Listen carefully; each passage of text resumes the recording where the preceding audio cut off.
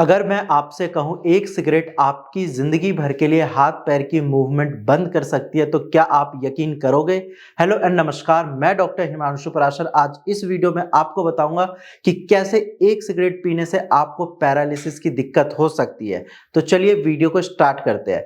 सबसे पहले आपको ये पता होना चाहिए कि पैरालिसिस क्या है। देखो, पैरालिसिस में पेशेंट का बॉडी का हिस्सा काम करना बंद कर देता है, नमनेस होती है। कई बार ये लेफ्ट साइड हो सकता है, राइट साइड हो सकती है, या फिर पूरे बॉडी की पैरालिसिस हो सकती है। कई बार बेल्स पाल्सी यानी कि फेशियल पैरालिसिस की भी प्रॉब्लम हो सकती है। अब हम बात करते हैं कि स्मोकिंग कैसे आपके शरीर को अफेक्ट करती है, कैसे पैरालिसिस के चांसेस बढ़ते हैं।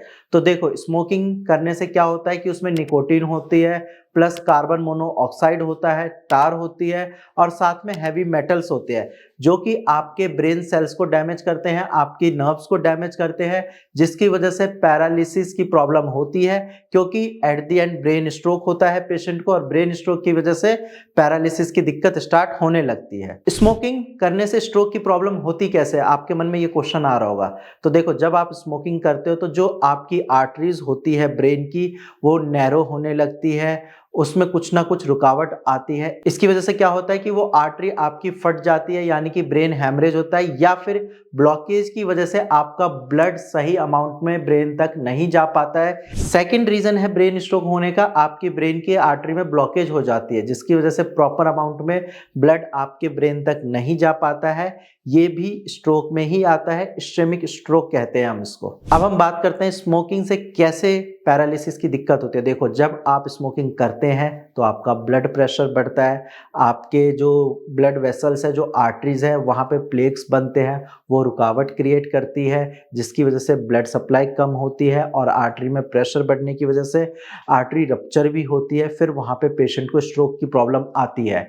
अब हम बात करते हैं कि किन पेशेंट को ज़्यादा खतरा रहता है। क्या हर स्मोकिंग करने वाले इंसान को पैरालिसिस की प्रॉब्लम हो सकती है? तो ऐसा नहीं है। अगर आप क्रॉनिक या चेन स्मोकर है, दिन में 15-20 सिगरेट पीते हैं, तो फिर चांसेस है कि आपको भी पैरालिसिस का अटैक आ सकता है, आपको भी ब्रेन स्ट्रोक हो सकता है। इसके साथ साथ अगर आप प्री डायबिटिक है या डायबिटीज की दिक्कत है, या फिर आपका पहले से ही ब्लड प्रेशर ज़्यादा रहता है और आपने स्मोकिंग स्टार्ट कर दी, तो फिर 80 से 90% चांस है कि आपको फ्यूचर में पैरालिसिस की दिक्कत हो सकती है। इसके साथ साथ अगर आप स्मोकिंग के साथ साथ अल्कोहल लेते हैं तो भी चांसेस है कि आपको फ्यूचर में पैरालिसिस की दिक्कत हो सकती है। इसीलिए आप स्मोकिंग अगर करते हैं तो धीरे धीरे करके इसको बंद कर दीजिए, नहीं तो फिर आपको पैरालिसिस की प्रॉब्लम का सामना करना पड़ सकता है। और बहुत सारे पेशेंट जो ओपीडी में आते हैं, जब मैं उनकी केस टेकिंग करता हूं, उनकी हिस्ट्री पूछता हूं, तो आप यकीन मानिए कहीं ना कहीं उनकी हिस्ट्री में स्मोकिंग ज़रूर होता है। तो इसीलिए अगर आपको फ्यूचर में पैरालिसिस से बचना है, अपने आप को हेल्दी देखना चाहते हैं, तो स्मोकिंग को कंप्लीटली बंद कर दीजिए। और साथ में अगर पैरालिसिस की दिक्कत है तो अपनी दवाइयाँ टाइम से लीजिए, एक्सरसाइज करिए, फिजियोथेरेपी करिए। अगर ये सारी चीज़ें आप करते हैं तो आपका भी पैरालिसिस ठीक हो सकता है।